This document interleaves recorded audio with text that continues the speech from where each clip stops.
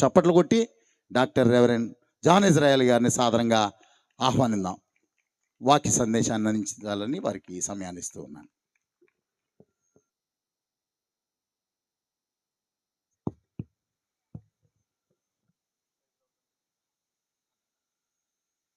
దేవునికి మహిమ కలుగును గాక. హల్లెలూయా, హల్లెలూయా. ఈ రాత్రికాల సమయంలో ఈ రీతిగా మీ మధ్యకు రావటానికి దేవుడిచ్చినటువంటి సమయాన్ని బట్టి దేవునికి వందనాలు తెలియజేస్తూ, ప్రేమతో నన్ను ఈ యొక్క సభలకు ఆహ్వానించినటువంటి దైవజనులు మరి రెవరెండ్ జయప్రకాష్ గారికి ప్రత్యేకమైనటువంటి వందనాలు తెలియజేస్తున్నాను. అలాగే వేదిక మీద ఉన్నటువంటి సేవకులందరికీ ప్రత్యేకమైనటువంటి వందనాలు. కూడి వచ్చిన మీ అందరికీ యేసుక్రీస్తు నామం పేరిట వందనాలు తెలియజేస్తున్నాను. కొద్ది నిమిషాలు దేవుని యొక్క వాక్యాన్ని మనం ధ్యానం చేసుకుందాం. 126వ కీర్తన 3వ వచనాన్ని మనం చదువుకుందాం. 126వ కీర్తన 3వ వచనాన్ని మనం చదువుకుందాం. యెహోవా మన కొరకు గొప్ప కార్యములు చేసి ఉన్నాడు, మనము సంతోషభరితులమైతిమి. చాలమ్మా. చదవబడిన వాక్యాన్ని ఈ రాత్రికాల సమయంలో కొద్ది నిమిషాలు మనం ధ్యానం చేద్దాం. ఈ యొక్క వచనాన్ని మనం గమనిస్తే యెహోవా మన కొరకు ఏం చేసి ఉన్నాడు? గొప్ప కార్యములు చేసి ఉన్నాడు. రైట్. దేవుని యొక్క బిడులుగా ఆయన ప్రతి ఒక్కరి జీవితంలో ఒకటి చేయగలడు. అది ఏంటి అంటే గొప్ప కార్యాలు. కారణం ఏంటంటే దేవుడు చేసేటువంటివి ఏవైనా అవి గొప్ప కార్యాలే. కారణం ఏంటంటే ప్రారంభము నుండి మీరు చూస్తురండి, ఆదికాండము 1వ అధ్యాయంలో ఆయన మొదటి రోజు, 2వ రోజు, 3వ రోజు ఇలాగున మనం చూసుకుంటూ వస్తే ఏ రోజు మీరు గమనించినా ప్రతిరోజు కూడా అది ఎలాగుంది? గొప్ప కార్యాలు లాగానే ఉన్నాయి. కారణం ఆయన చేసినటువంటి రీతిగా ఎవరు కూడా చేయలేనటువంటి పరిస్థితులు, ఎవరు కూడా అలాంటి పనులు ఈ రోజు వరకు ఎవరు కూడా చేయలేరు. అందుకనే ఆయన యొక్క కార్యాలు గొప్ప కార్యాలు. ఆయన మన కొరకు గొప్ప కార్యాలు చేశాను అని చెప్తున్నారు. ఎందుకు ఆ మాట రాయబడి ఉన్నది అంటే, కొద్దిగా మీకు కొన్ని వాక్యములో నుంచి చరిత్రలో ఏమి జరిగింది, ఎలా జరిగింది, దేవుడు ఎటువంటి కార్యము ఏ రీతిగా జరిగించాడు అనేటువంటివి కొన్ని మీకు చెప్పి ఆ తర్వాత నా యొక్క వాక్య భాగంలోనికి వెళ్ళటానికి నేను సిద్ధపడుతూ ఉన్నాను. మొదటి వచనంలో నుంచి మనం చదువుకుంటూ వెళ్తే, సియోనుకు తిరిగి వచ్చిన వారిని యెహోవా చెరలో నుండి రప్పించినప్పుడు మనము కలకనిన వారి వలె నుంటిమి, మన నోటి నిండా నవ్వుండెను, మన నాలుక ఆనంద గానముతో నిండియుండెను. అప్పుడు యెహోవా వీరి కొరకు గొప్ప కార్యములు చేసునని అన్యజనులు చెప్పుకొనిరి. ఈ రాత్రికాల సమయంలో ఈ చదివినటువంటి వచనాలను గనక మనం ఆలోచన చేస్తే, దేవుడు చేసినటువంటి ఏ కార్యాన్ని బట్టి అన్యజనులు వీరిని అరే దేవుడు వీళ్ళ జీవితంలో గొప్ప కార్యాలు చేశారు అని ఎప్పుడు చెప్పుకుంటున్నారు అంటే, దేవుని యొక్క వాక్యంలో మనం చదువుతున్నాం, సియోనుకు తిరిగి వచ్చిన తరువాత. ఎప్పుడు చెప్పండి? సియోనుకు తిరిగి వచ్చిన తరువాత. ఎక్కడి నుంచి తిరిగి వచ్చారు అంటే, మొదటి వచనములోనే మనకు జవాబు కనబడుతూ ఉన్నది, చెరలో నుండి రప్పించినప్పుడు. ఎక్కడి నుంచి వచ్చారంట? చెరలో నుండి. సో ఈ యొక్క విషయాన్ని కనుక మీరు అర్థం చేసుకోగలిగితే, నెక్స్ట్ దేవుడి యొక్క కార్యాలు ఎందుకు, ఎలా, లేకపోతే ఏ రీతిగా అనేటివి మీకు అర్థమవుతూ ఉంటాయి. ఈ యొక్క వచనములో ఫస్ట్ వీరు ఎక్కడి నుంచి వచ్చారంట? చెరలో నుండి రప్పించబడినప్పుడు అని చదువుతున్నాం.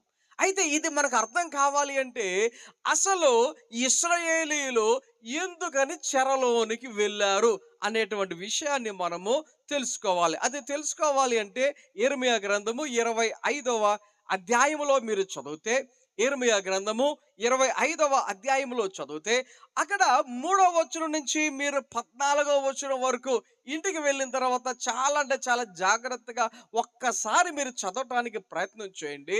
నేను కొన్ని విషయాలు ఇక్కడ మీకు మీరు గమనించగలిగితే కొన్ని విషయాలు నేను మీకు క్లుప్తంగా తెలియచేస్తాను. ఏంటి ఆ యొక్క విషయాలు అంటే, ఇక్కడ మరి ఇంచుమించు 23 సంవత్సరములు అంటే 3వ వచనం మధ్య నుంచి చదువుతున్నాను.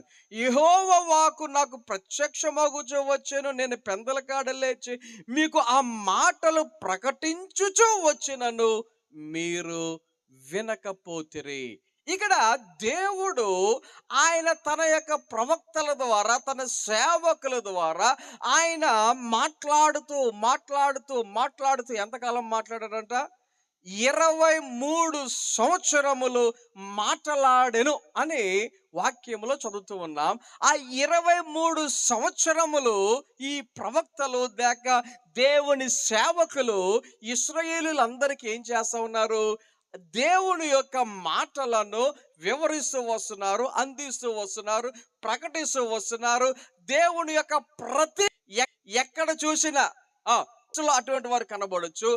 ఎంత చెప్పినా సరే వారు ఏం చేయరు. ఇశ్రాయేలీయులు 23 సంవత్సరములు దేవుడు మీ చేతి పనుల వలన నాకు కోపము పుట్టించకుండానట్లు నేను మాని మీరందరూ మీ చెడ్డ మార్గమును, మీ దుష్ట క్రియలను విడిచిపెట్టి తిరిగిన ఎదురు చూస్తూ వచ్చాడు. దేవుడు ఈ 23 సంవత్సరములు ఆయన సేవకుల ద్వారా లేకపోతే ప్రవక్తల ద్వారా చెప్పబడుతున్నటువంటి విషయాలను బట్టి ఈ ఇశ్రాయేలీయులు దేవుని ప్రజలైనటువంటి వారు ఈ యొక్క క్రియలు చేయకుండా ఉంటారేమో అని దేవుడు ఎదురు చూచుచూ వచ్చాడు. కానీ వీళ్ళేం చేయలేదు.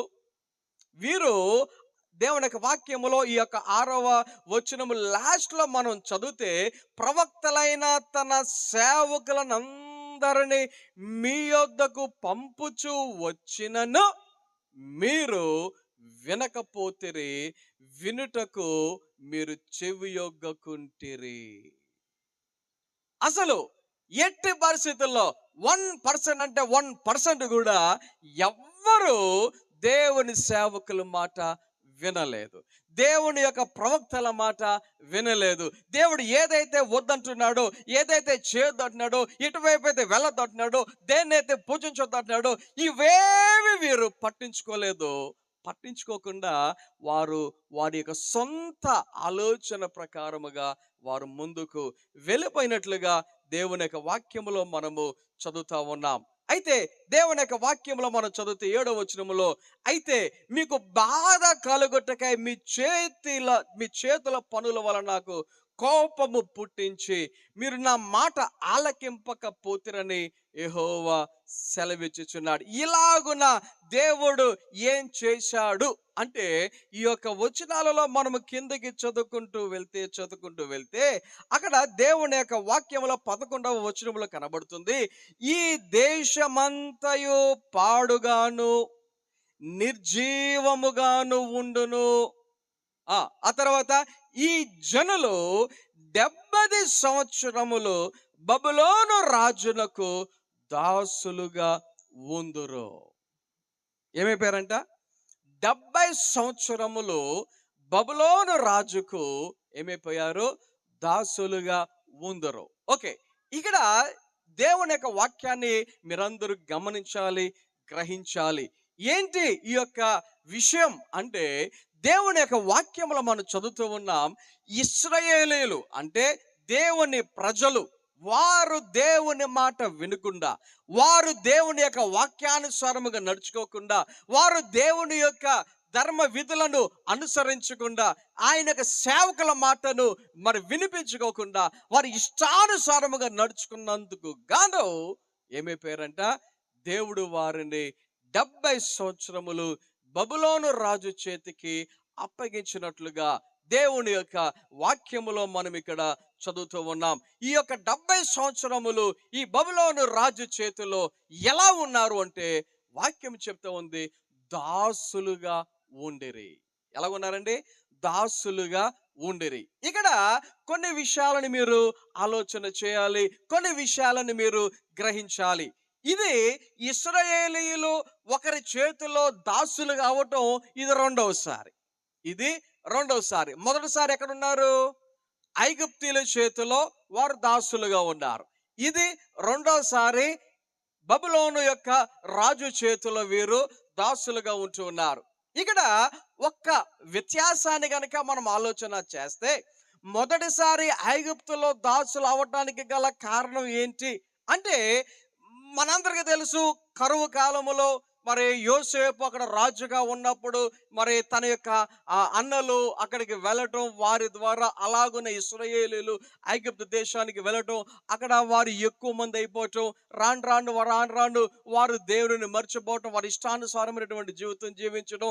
ఆ తర్వాత మరి ఐగుప్తులో ఫరోలు కూడా మారిపోయి కొంతమంది మారిన తర్వాత అసలు ఈ ప్రజలెవరో కూడా తెలియనటువంటి పరిస్థితి రావటం, ఆ తర్వాత వారిని వెట్టి చాకిరి చేసేటువంటి రీతిగా వారు భయంకరమైనటువంటి పనులను చేయించుకున్నట్లుగా దేవుని యొక్క వాక్యములో మనకు కనబడుతూ ఉంటూ ఉంటుంది.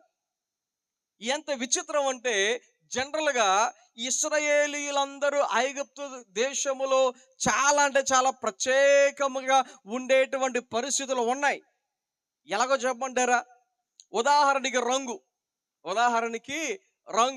ఐగుప్తు దేశం అనేది ఆఫ్రికా ఖండంలో ఉంటుంది. ఆఫ్రికాలో ఎలా ఉంటారో తెలుసు కదా మీ అందరికీ. వాళ్ళ పక్కన నేను నుంచుంటే ఎంత తెల్ల కనబడుతున్నావు ఏ అంటే వాళ్ళు అంత నల్లగా ఉంటారన్నమాట. సో ఆఫ్రికా వాళ్ళు చాలా నల్లగా ఉంటారు, మరి ఇశ్రాయేలీయులు చాలా తెల్లగా ఉంటారు. ఆలోచన చేయండి. జనరల్ గా మనం సైకలాజికల్ గా ఆలోచన చేస్తే, అబ్బో తెల్లలు వచ్చారా, దొరలు వచ్చారా, అబ్బో అన్నట్టుగా మనము అటువంటి వారిని అలా చూస్తూ ఉంటాం. అయితే ఈ తెల్లవాళ్ళు ఈ నల్ల వాళ్ళ దగ్గర ఎలాగున్నారంట?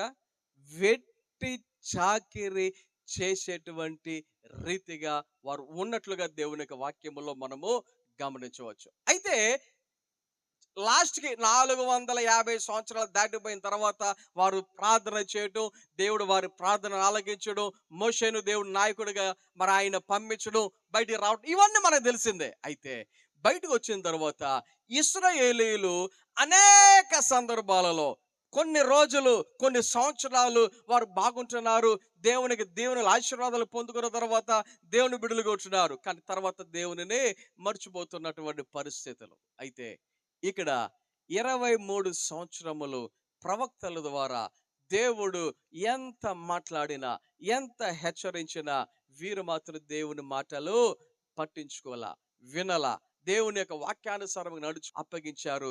అక్కడ 70 సంవత్సరముల కాలము ఏమైపోయారంట? అక్కడ బానిసులుగా, దాసులుగా అయిపోయారు అని దేవుని యొక్క వాక్యములో మనము చదువుతా ఉంటాం. ఇదే విషయాన్ని మనము దినవృత్తాంతముల 2వ గ్రంథములో ఆఖరి అధ్యాయము చూడండి ఒకసారి. దినవృత్తాంతముల 2వ గ్రంథము 36వ అధ్యాయము 20-21 వచనాలు మనం చదివితే అక్కడ కూడా ఇదే విషయము మనకి దేవుని యొక్క వాక్యములో మనకు కనబడుతూ ఉంటది. ఆ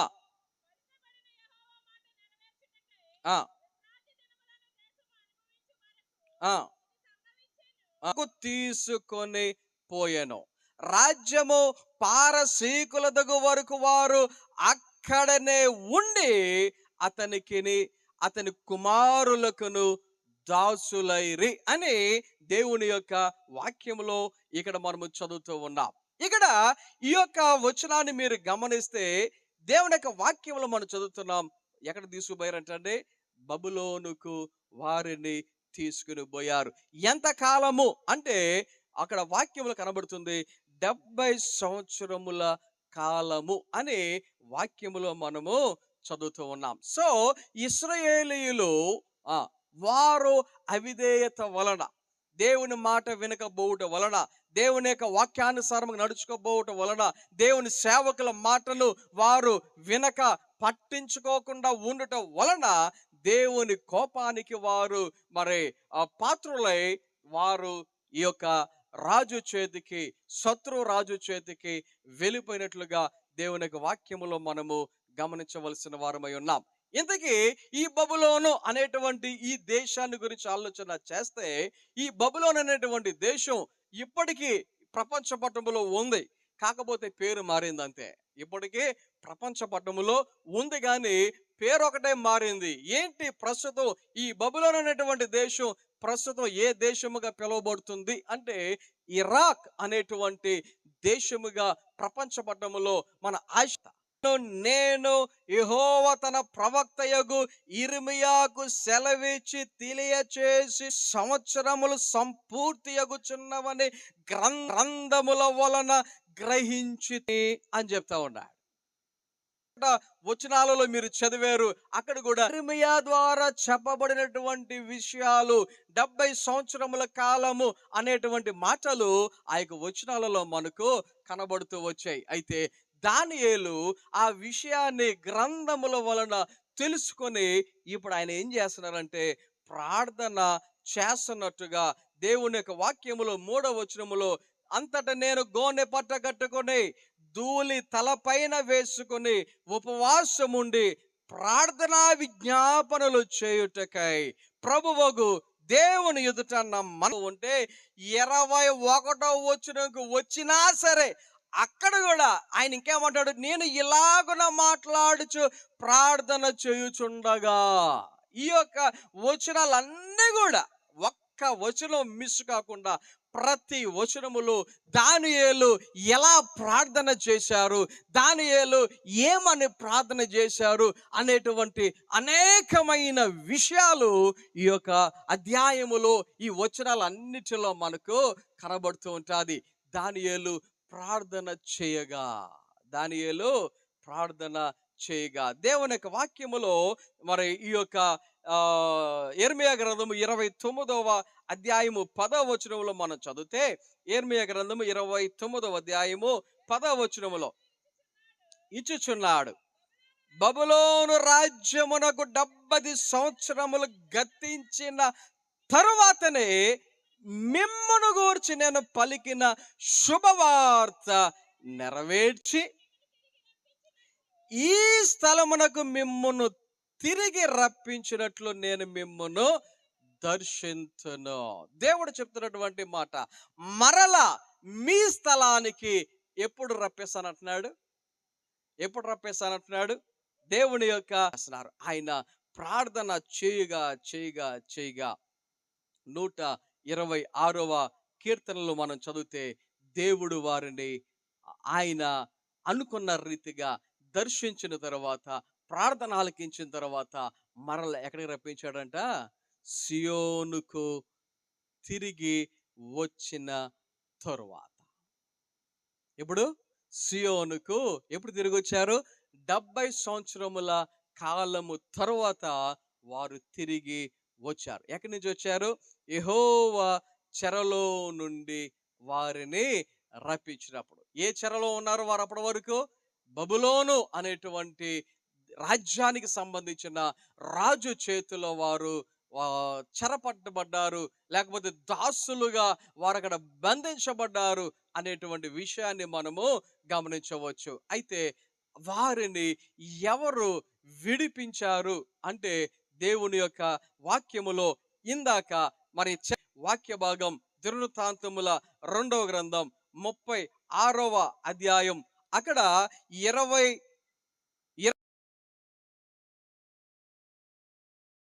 రాజ్యము పారసీకుల దగు రాజ్యము పారసీకులదు కోరేషు మనస్సును ప్రేరేపింపగా ఆ యొక్క తరువాత దేవుడు ఎవరిని ప్రేరేపించాడంట? ఈ పారసీక దేశపు రాజైన కోంపు వేయించి వెళ్ళి యుద్ధ పేరుతో ఈ యొక్క పారసీకి ఆ యొక్క ప్రమాదములో లేకపోతే బానిసతో చూశాడు 23 సంవత్సరాలు దేవుడు చూశాడు. ఆయన కోపం ఎక్కువైంది. ఆ యొక్క ప్రజలందరిని బబులోను చేతికి అప్పగించిన తరువాత వీరి నోటిలో ఏమి లేదు, నవ్వు లేదు. ప్రస్తుతం ఉన్నటువంటి మన జీవితంలో జనరల్గా ఎవరికి మట్టుకు వారు సంతోషంగానే ఉన్నాము. పోట్లు అనేవి వస్తూ ఉంటాయి, సుఖ దుఃఖాలు అనేవి వస్తూ ఉంటాయి, లేకపోతే కష్టాలు నష్టాలు బాధలు అనేవి వస్తూ ఉంటాయి. కానీ ఏదో అప్పుడప్పుడు మన యొక్క జీవితంలో సంతోషముగా కూడా మనం గడిపినటువంటి సందర్భాలు ఉంటాయి. సరిపోతుందా? కొంతమంది ఇది చాలదన్నట్టు ఫోన్లు చూసుకొని తెగన వేస్తూ ఉంటారు, ఊగిపోతా నవ్వుతూ ఉంటారు. ఎరా ఏంట్రా బాబు అంటే, నేను కాసేపు నవ్వుకుంటాకి జబర్దస్త్ చూస్తున్నానండి. ఏమంట? జబర్దస్త్ ఎందుకు చూస్తున్నాడంట? జస్ట్ నవ్వుకోటాకే, అంతకుమించి చేయలేదండి, జస్ట్ నవ్వుకోటాకే. ఓకే, చూసినంత సేపు నవ్వుతున్నావు, మరి ఆపేసిన తర్వాత ఒకవేళ ఆపేసిన తర్వాత ఏమి చూడకుండా కూడా అలా నవ్వుతూ ఊగిపోయారు అనుకో, అప్పుడు మిగతా వాళ్ళు చూసేమంటారు? నేను చెప్పడం అవసరం, మీకు అర్థమైపోయి ఉంటుంది. అవునా?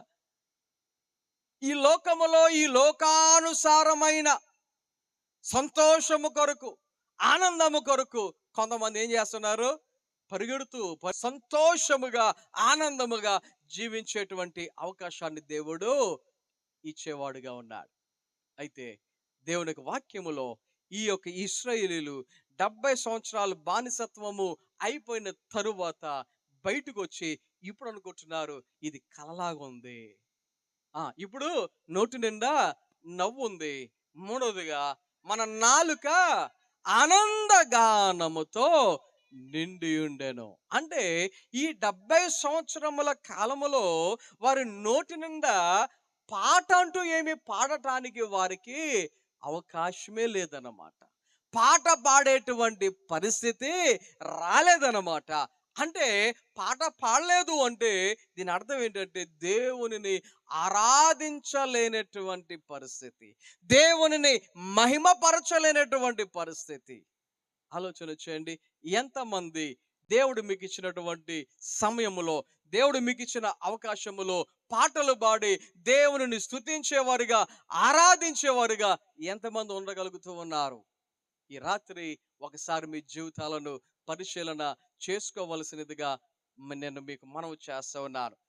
వీరు అక్కడి నుంచి బయటకు వచ్చిన తర్వాత ఆనంద గానముతో వారిప్పుడు పాటలు పాడుతూ ఉన్నారు. అప్పుడు యెహోవా వీరి కొరకు గొప్ప కార్యములు చేసినని అన్యజనులు చెప్పుకొనరి. ఎవరు చెప్పుకుంటున్నారు? అన్యజనులు వీరిని చూచి, ఇశ్రాయేలును చూచి, ఎప్పుడు చూచి? 70 సంవత్సరముల బానిసత్వము అయిపోయిన తరువాత తిరిగి సియోనుకు లేక కానానుకు వచ్చిన తరువాత వాక్యములో మీరు గమనించగలిగితే మన దేవుడు నిన్న నేడు నిరంతరము ఏకరీతిగా ఉండేటువంటి దేవుడు. ఆయన ఆ రోజున ఇశ్రాయేలీలకు ఎలాగైతే గొప్ప కార్యాలు చేశాడో అదే రీతిగా ఈ రోజు కూడా మన జీవితంలో ఆయన ఏం చేయగలుగుతాడు? గొప్ప అయితే నీవు దేవుని యొక్క గొప్ప కార్యాలు చూడాలి అని అనుకుంటున్నావా? దేవుని యొక్క గొప్ప కార్యాలు నా జీవితంలో జరగాలి అని అనుకుంటున్నావా? దేవుని యొక్క గొప్ప కార్యాలు నా కుటుంబంలో జరగాలి అని నువ్వు అనుకుంటున్నావా? దేవుని యొక్క గొప్ప కార్యాలు జరగాలి అంటే ఏం చేయాలి? దేవుని యొక్క గొప్ప కార్యాలు జరగాలంటే ఏం చేయాలి? మీకు కొన్ని ఎగ్జాంపుల్స్ చెప్తాను. ఆదికాండము 12వ అధ్యాయంలో మనం చదివితే అక్కడ అబ్రహాము అనేటువంటి ఒక వ్యక్తి మనకు కనబడుతూ ఉంటాడు. అక్కడ అబ్రహాం అనేటువంటి వ్యక్తి కనబడుతుంటాడు. దేవుడు అబ్రహాముతో చెప్పినటువంటి మాట ఏమంటూ ఉన్నాడంటే, నీవు లేచి నీ దేశము నుండి, నీ బంధువుల యొద్ద నుండి, నీ తండ్రి ఇంటి నుండి బయలుదేరి నేను నీకు చూపించే దేశమునకు వెళ్ళము, నిన్ను చెప్తూ వస్తూ ఉన్నాడు. అబ్రహాముకు చెప్తున్నటువంటి మాట ఇక్కడ యాక్చువల్గా అబ్రాము అని ఉంటుంది. తర్వాత దేవుడు ఆ యొక్క అబ్రాముకు దేవుడు పేరు మార్చి అబ్రహాముగా దేవుడు పిలుస్తాడు. అయితే నేను అబ్రహాము అని పిలుస్తున్నాను, ఎవరు కన్ఫ్యూజ్ పడద్దు. ఓకే, ఇక్కడ దేవుడు అబ్రహాముతో చెప్పినటువంటి మాట, నిన్ను గొప్ప జనముగా చేస్తాను అన్నాడు. అయితే దానికి కొన్ని రూల్స్ ఉన్నాయి, లేకపోతే చేయవలసినవి కొన్ని ఉన్నాయి. ఏంటి అంటే ఆడ 1వ వచనం మనకు కనబడుతుంది. ఒకటి, నీ దేశము నుండి నువ్వు వెళ్ళిపోవాలి. ఎక్కడికి వెళ్ళిపోవాలి? 2, నీ బంధువులను విడిచి వెళ్ళిపోవాలి. 3, నీ తండ్రి ఇంటి నుండి నువ్వు బయలుదేరి వెళ్ళిపోవాలి. ఒకసారి ఆలోచన చేయండి. ఒకవేళ ఒకవేళ నిన్ను గొప్ప జనముగా చేస్తాను, ఈ 3 మీరు చేయండి అంటే ఎంతమంది చేయగలిగే సత్తా, ఎంతమందికి చేయగలిగే దమ్ము, ఎంతమందికి చేయగలిగే ధైర్యం ఉందంటారు? 1, ఇండియా విడిచిపెట్టేయాలంట. 2, నీ యొక్క బంధువులందరిని విడిచిపెట్టేయాలంట. 3, నీ తండ్రి ఇంటి వారిని విడిచిపెట్టాలంట. ఆలోచన చేయండి. పెళ్ళైన తర్వాత అమ్మాయి కొత్తగా పెళ్ళైన తర్వాత భర్త ఇంటికి వెళ్ళిన తర్వాత కొంతమంది రెండో రోజే మా డాడీ కావాలి, మా మమ్మీ కావాలి అని ఏడ్చేసేటువంటి పరిస్థితులు కొంతమంది ఆ జీవితాలలో మనం చూసా ఉంటాం. ఎప్పుడెప్పుడు వెళ్ళిపోతామా అమ్మోళ్ళ ఇంటికి, ఎప్పుడెప్పుడు వెళ్ళిపోతామా నాన్నోళ్ళ ఇంటికి అనేటువంటి కొంతమంది అమ్మాయిలు కనబడుతూ ఉంటారు. అవునా? ఆలోచన చేయండి. ఇక్కడ శాశ్వతంగా చేశాడా? అబ్రహాం చేశాడా? అబ్రహాం ఆ యొక్క పని చేయగలిగాడా? గమనించండి. దేవుడు వెళ్ళు అంటే ఎక్కడికి అని అడగకుండా, ఎక్కడికో తెలియకుండా అబ్రహాం బయలుదేరి వెళ్ళాడు. అబ్రహాము బయలుదేరి వెళ్ళాడు. అది అబ్రహాము యొక్క జీవితములో దేవుడు అబ్రహాముకు చెప్పినటువంటి రీతిగా, అబ్రహాముకు వాగ్దానం చేసిన రీతిగా. కారణం ఏంటంటే అబ్రహాము దేవుని మాట ప్రకారంగా నడుచుకున్నాడు కాబట్టి, లేక దేవుడు విడిచిపెట్టమన్నటువంటి విషయములను విడిచిపెట్టాడు కాబట్టి. అయితే ఒకటి, అబ్రహాం కూడా మనలాంటి మనుషుడే కదా, ఆయన కూడా ఒక చిన్న పొరపాటు చేశాడు. అబ్రహాం కూడా చిన్న పొరపాటు చేశాడు. ఏంటి ఆ పొరపాటు అంటే, వెళ్తూ వెళ్తూ ఏం చేశాడు? లోతును కూడా వెంట పెట్టుకొని వెళ్ళినట్లుగా దేవునికి వాక్యంలో మనకి కిందకి చదువుకుంటూ వెళ్తే ఆ యొక్క 3-4 వచనాలలో మనకు కనబడుతూ ఉంటాయి. దేవుడు ఏమన్నాడు? దేశాన్ని విడిచిపెట్టు, నీ బంధువులు విడిచిపెట్టు, నీ తండ్రి ఇంటి వారిని విడిచిపెట్టన్నాడు. అయితే అబ్రహాం వెళ్తూ వెళ్తూ తన తండ్రి ఇంటికి సంబంధించిన తన అన్న కుమారుడైనటువంటి లోతును వెంటబెట్టుకొని వెళ్ళాడు. అయితే లోతు అబ్రహాముతో ఎంత కాలమైతే ఉన్నాడో ఆ కాలమంతా కూడా దేవుడు చెప్పిన రీతిగా ఆ యొక్క ఆశీర్వాదం అనేది జరగల. గొప్ప జనముగా దేవుడు చేస్తానని దేవుడు ఏ మాట అయితే, ఏ వాగ్దానం అయితే ఇచ్చాడో ఆ వాగ్దానము అబ్రహాము జీవితంలో నెరవేరలేదు. దేవుని యొక్క మాట కరెక్ట్గా 100% నెరవేర్చలేదు కాబట్టి. కానీ తర్వాత లోతుని విడిచిపెట్టిన తర్వాత అబ్రహాముని దేవుడు ఇచ్చడం వాక్యాలలో మనము చూస్తూ ఉండొచ్చు.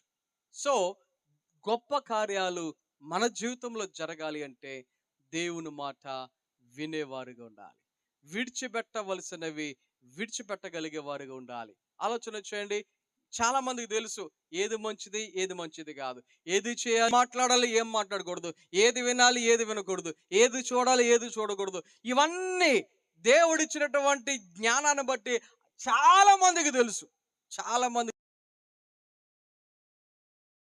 తెలిసినవి విడిచిపెడుతున్నామా? చూడకూడనివి చూడకుండా ఉంటున్నామా? వినకూడనివి వినకుండా ఉంటున్నామా? వెళ్ళకూడని ప్రదేశాలకు వెళ్ళకుండా ఉంటున్నామా? చేయకూడనివి చేయకుండా ఉంటున్నామా? తినకూడనివి తినకుండా ఉంటున్నామా? ఆలోచన చేయండి.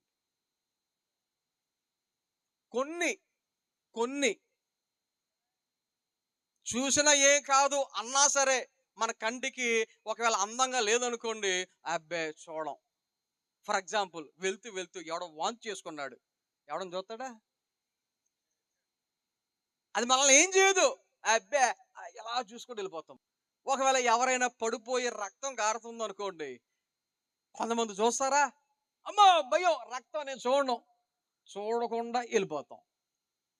ఒకవేళ ఏదైనా పీల్చుకొని వెళ్ళిపోతామా? ఊపిరి బిగపట్టి మరి అని వెళ్ళిపోతాం. బయటికి వెళ్ళిన తర్వాత "హా" అంటారు. అవునా? కానీ మరి వాక్య ప్రకారముగా వినకూడనివి ఏదైతే ఉన్నాయో అవి వినకుండా ఉంటున్నామా? చూడకూడకుండా ఉండవలసినవి చూడకుండా ఉంటున్నామా? వెళ్ళకూడని ప్రదేశాలకు వెళ్ళకుండా ఉంటున్నామా? ఆలోచన చేయండి. దేవుని యొక్క వాక్యము, దేవుడు మనతో సూటిగా మాట్లాడుతున్నాడు. విడిచిపెట్టవలసినవి విడిచిపెట్టినప్పుడే దేవుని యొక్క వాగ్దానం అబ్రహాము జీవితంలో జరిగింది. మరి మన జీవితంలో గొప్ప కార్యాలు జరగాలంటే మనము కూడా ఏది విడిచిపెట్టాలో దానిని విడిచిపెడదాం. దేవుని యొక్క గొప్ప కార్యాలు మన జీవితంలో జరుగులాగున మనము ముందుకు వెళ్దాం. అలాగే ఇంకొక విషయాన్ని నేను మీకు చెప్పాలి అని ఆశపడుతున్నాను. ఎప్పుడు మన జీవితంలో గొప్ప కార్యాలు జరుగుతాయి? ఎప్పుడు మన జీవితంలో గొప్ప కార్యాలు జరుగుతాయి అంటే దేవుని యొక్క వాక్యములో మనం ఆలోచన చేస్తే సమూయేలు మొదటి గ్రంథము 12వ అధ్యాయములో మనం చదివితే సమూయేలు మొదటి గ్రంథము 12వ అధ్యాయము 24వ వచనం ఇలాగున సెలవిచ్చుచున్నది. ఆయన మీ కొరకు ఎన్ని గొప్ప కార్యములు చేసెనో అది మీరు తలంచుకొని మీరు యెహోవా యందు భయభక్తులు కలిగి నిష్కపటులై పూర్ణ హృదయముతో ఆయనను సేవించుట ఆవశ్యకము. దేవుని యొక్క వాక్యములో మనం చదువుతూ ఉన్నాం. మనము ఏం తలంచుకోవాలి? ఎన్ని గొప్ప కార్యములు చేసెనో. ఒక 3 సంవత్సరాల క్రితం ప్రపంచములో అనేక మంది చిన్న పెద్ద అనేటువంటి తేడా లేకుండా, పేద ధనిక అనేటువంటి తేడా లేకుండా, చదువు రాదు చదువు వచ్చు అనేటువంటి తేడా లేకుండా, చిన్నోడు పెద్దోడు అనేటువంటి తేడా లేకుండా, బక్కోడు లావోడు అనేటువంటి తేడా లేకుండా ఫటా ఫటా ఫటా ఫటా పెట్టలు రాలినట్టుగా రాలిపోయి చనిపోయినటువంటి పరిస్థితులు కరోనా కాలంలో మనం చాలా మందిని చూచాం. ఎక్కడో కాదు, మన ఊరిలో కూడా చనిపోయి ఉంటారు. ఈ ఊరిలో ఒకరు కూడా చనిపోలేదు అనేటువంటి ఊరు ఏదైనా ఉందంటారా? ఆలోచన చేయండి. కరోనా అనేక మంది చనిపోయినా ఈ రోజుకి మనం సజీవులుగా ఉన్నాం. దేవుడు మన జీవితంలో గొప్ప కార్యం చేయలేదా? గొప్ప మేలు చేయలేదా? ఈ రోజున మనం సజీవులుగా ఆయనను స్తుతించే ఆరాధించేటువంటి అవకాశం దేవుడు మనకి ఇవ్వలేదా? సో మనం ఎలా ఉండాలి అంటే వాక్యం చెప్తుంది, యెహోవా యందు భయభక్తులు కలిగిన వారుగా ఉండాలంట. ఎలా ఉండాలి మనము? యెహోవా యందు భయభక్తులు కలిగిన వారుగా ఉండాలి. అంత మాత్రమే కాదు, నిష్కపటులుగా ఉండాలి. ఇంకెలా ఉండాలంట? పూర్ణ హృదయముతో ఆయనను సేవించువారుగా ఉండాలి. ఈ రోజుల్లో చాలా మంది దేవునిని సేవించే వాళ్ళు ఉన్నారు, ఆరాధించే వాళ్ళు ఉన్నారు, ప్రార్థించే వాళ్ళు ఉన్నారు, మందిరానికి వచ్చే వాళ్ళు ఉన్నారు, మోకరించి ఇంట్లో ప్రార్థన చేసుకునే వాళ్ళు ఉన్నారు, బైబిల్ చదివే వాళ్ళు ఉన్నారు, చాలా మంది ఉన్నారు. కానీ పూర్ణ హృదయముతో చేసేటువంటి వారు ఎంతమంది ఉంటారు? పూర్ణ హృదయముతో చేసేటువంటి భక్తులు, విశ్వాసులు, క్రైస్తవులు ఎంతమంది ఉంటారు? ఆలోచన చేయండి. మనం మందిరానికి వస్తాం, వాక్యాలు వింటాం, ప్రార్థనలు చేస్తాం, అన్ని చేస్తాం, భక్తి భక్తే అన్నట్టుగా ఉంటది చాలా మందికి. కానీ కొంతమందికి పిల్లి ఎదురొస్తే భయం. ప్రార్థనకి వెళ్ళే వాళ్ళకే. ఎవరు చెప్పండి? బైబిల్ చదివే వాళ్ళకే. ఇంట్లోంచి అడుగు పెట్టేటప్పుడు ఎవడు తుమ్మితే భయం. అడుగు బయటపడదు, 1 నిమిషం కూర్చుని వెళ్ళాలంట.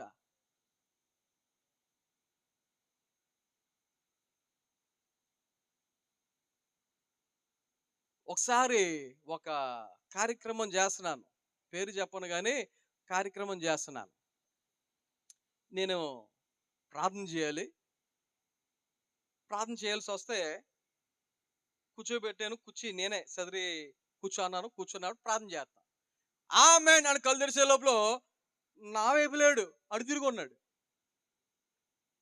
ఇదేంట్రా బాబు, నా ప్రార్థనలో ఇంత శక్తి వచ్చేసింది అనుకున్నాను ముందు. తర్వాత అర్థమైంది ఎవరో తిప్పేశారని.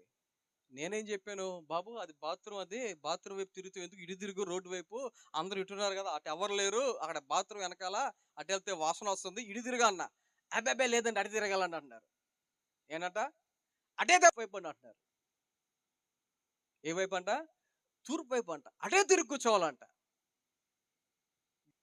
గమనిద్దాం, పూర్ణ హృదయముతో దేవునిని సేవించగలుగుతున్నామా? పూర్ణ హృదయముతో దేవునిని సేవించగలుగుతున్నామా? సామెతల గ్రంథం 12వ అధ్యాయం చూడండి, 9వ వచనం చదువుదాం. సామెతల గ్రంథం 12వ అధ్యాయం 9వ వచనం. ఆ ఆ, తనను తాను పొగుడుకొను వాని కంటే దాసుడు గల అల్పుడు గొప్పవాడు. మూడవదిగా ఇంకొక మాట నేను మీకు తెలియచేస్తున్నా. దేవుడు మన జీవితంలో గొప్ప కార్యాలు చేయాలి అంటే, ఇశ్రాయేలీయుల యొక్క జీవితంలో దేవుడు గొప్ప కార్యాలు చేశాడు. మన జీవితంలో దేవుడు గొప్ప కార్యాలు చేయాలి అంటే ఇప్పటికి రెండు విషయాలు చెప్పాను మీకు. ఒకటి, విడిచిపెట్టవలసినవి మనము విడిచిపెట్టినప్పుడు. రెండవది, దేవుని పూర్ణ హృదయముతో మనము సేవించినప్పుడు. మూడవదిగా ఆలోచన చేస్తే, ఎవరైతే దాసుడు గల అల్పుడుగా ఉంటాడో వాడెవరంట?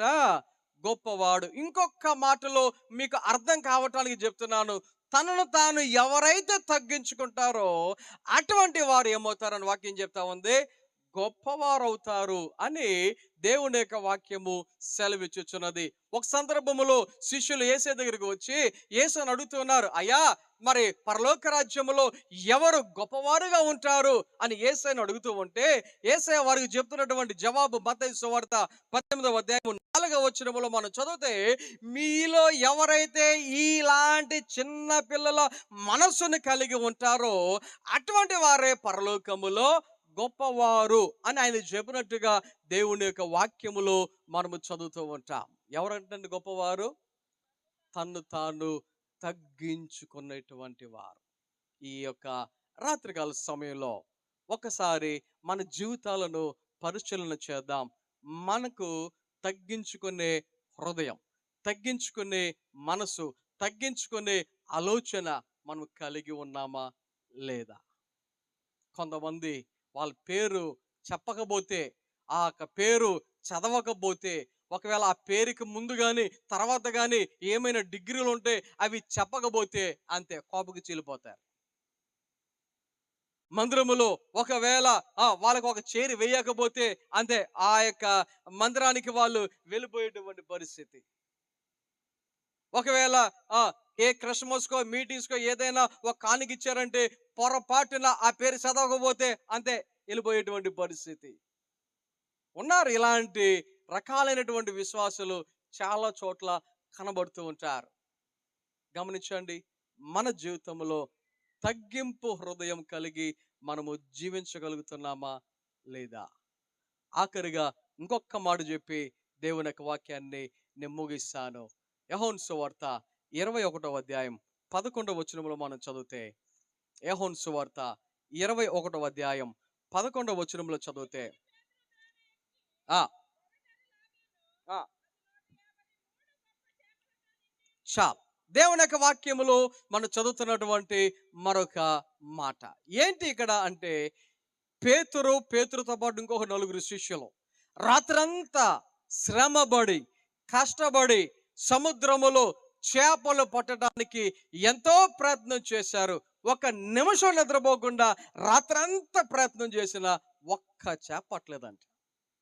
గమనించండి, సముద్రంలో చేపలు దొరకకపోవడం అంటే మామూలు మాట, ఎంత ఆశ్చర్యం. కానీ వీళ్ళకి దొరకల. తెల్లారిపోయింది, బయటకు వచ్చేద్దాం అనుకుంటున్నారు. ఆ టైంలో యేసయ్య అక్కడికి వచ్చి, మీ కుడి వైపున వల వేయుడి అంటాడు. ఏమన్నారు? మీ కుడి వైపున వల వేయుడి అంటాడు. ఆ ప్లేస్లో ఒకవేళ మనం ఉంటే మనం ఏం చేస్తాం? అవునా, అలాగా సరే అంటావా? లేక నీకు తెలుసా నాకు తెలుసా, రాత్రంతా చేసాం తెలుసా మీకు, రాత్రంతా పడలా ఇప్పుడు పడతాయా అంటామేమో.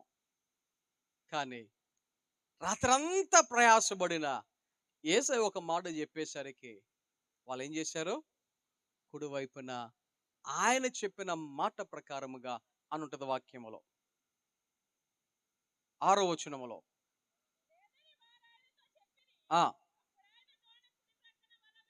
మీకు దొరుకునని చెప్పాను గనుక వారు అలాగు వేయగా చేపలు విస్తారముగా పడినందున వల లాగలేనటువంటి పరిస్థితి. వాక్యంలో చదువుతున్నాం, అక్కడ 153 రాత్రంతా దొరకలా. ఈ ఒక్కసారికే వారు జీవితంలో చూడలేనటువంటి చేపలు ఒక్కసారిగా పట్టుకోగలిగారు. కారణం ఏంటో తెలుసా? యేసయ్య మాట ప్రకారముగా వారు చేసినందుకు, యేసయ్య మాట వినినందుకు. ఈ రాత్రికాల సమయంలో సేవకులు ఎంతో ప్రయాసతో, ఇందాక ఒక మాట చెప్పారు, ఇలాంటి సభలు మళ్ళీ జరగాలి అంటే ఇంకొక సంవత్సరం టైం పడుతుంది అన్నారు ఆయన. ఈ సంవత్సరం టైం ఎందుకు పడుతుందో తెలుసా? ఈ సభల కొరకు మరలా ఈ రేపు మీటింగ్ అయిన తర్వాత నుంచి మళ్ళీ స్టార్ట్ చేస్తారు ప్రార్థన చేయటం. వచ్చే సంవత్సరం ఎప్పుడు పెట్టాలి, ఎక్కడ పెట్టాలి, ఎలా పెట్టాలి, ఎవరిని పిలవాలి, ఇలాగున్న అనేకమైనటువంటి విషయాల కొరకు, స్థలము కొరకు, ప్లేస్ కొరకు, స్పీకర్స్ కొరకు, లేకపోతే వాతావరణము కొరకు, ఈ యొక్క ఏర్పాట్ల కొరకు, ఇలాగ అనేకమైనటువంటి విషయాల కొరకు రేపు నైట్ నుంచి మరలా ప్రార్థన చేయటం స్టార్ట్ చేస్తారు. ఆలోచన చేయండి, ఇలాగున చేస్తున్నారు అంటే ఆయనకి ఏదో ఎక్కువే కాదు. ఈ గ్రామములో మీరు దీవించబడాలి, ఈ గ్రామంలో ఉన్నటువంటి మీ జీవితాలలో దేవుని యొక్క గొప్ప కార్యాలు జరగాలి అనేటువంటి ఉద్దేశంతో. ఎప్పుడు ఈ గొప్ప కార్యాలు జరుగుతాయంటే దేవుని మాట వినినప్పుడు. ఒకవేళ వినకపోతే ఇశ్రాయేలుకి ఏం జరిగిందో మనం విన్నాం. 70 సంవత్సరముల కాలము వారు దాసులుగా అయిపోయినటువంటి పరిస్థితి. అయితే 4 విషయాలు చెప్పా. 1, విడిచిపెట్టవలసినవి విడిచిపెట్టినప్పుడు. 2 పూర్ణ హృదయముతో ఆయనను మనము సేవించినప్పుడు. 3 ఏం చెప్పాను? ఎప్పుడు దేవుడు మన జీవితంలో గొప్ప కార్యాలు చేస్తాడు? మర్చిపోయినప్పుడే, తగ్గించుకున్నప్పుడు, మనల్ని మనము తగ్గించుకున్నప్పుడు. 4వదిగా ఆఖరిగా ఆయన మాట ప్రకారముగా మనము చేసినప్పుడు. సో ఈ ప్రకారంగా జీవిద్దాం, దేవునికి గొప్ప కార్యాలను మనము పొందుకుందాం. కొద్ది మాటలు మనందరి వినికిడిలో దేవుడు ఫలింప చేసి నడిపించును గాక. ఆమేన్.